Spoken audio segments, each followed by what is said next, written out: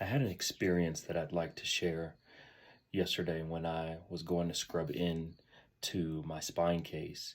And I'm fairly new to spine, so I have a preceptor that's kind of there with me, making sure everything is cool. But, anyways, scrubbing in, and then my nurse says to everyone, including, well, particularly at me, but everyone heard it, that he's a mean slave driver, so I have to be careful.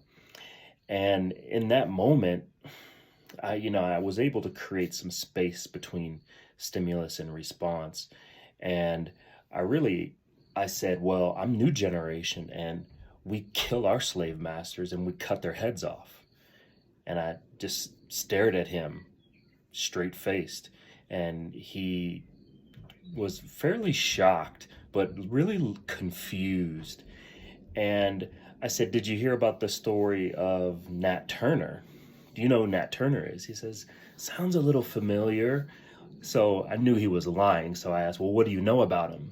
He replies, I didn't know much about him. So I said, okay, well, Nat Turner, who was an enslaved person in Virginia in 1831, was inspired by the ancestors to rise up with his fellow Africans and slaughter the slave masters, their wives, their children, their family, their uncles, their grandmas, everyone. And that's exactly what they did. And I said that. And I said even further, hey, did you know that after 2 months, the enslavers found him and they flayed his body? They boiled his body down. They used his skin as purses, and they used it in ritualistic practices that are cannibalistic in nature. The point is that these type of comments are completely unacceptable, particularly to a Black colleague in this setting, and they're deeply rooted in racism.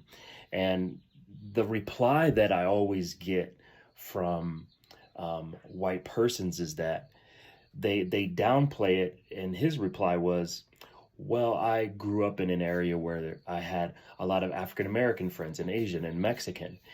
That doesn't give the comment an excuse, and that does not make you racist, because that is implicit racism. You're just completely unconscious of the roots that these comments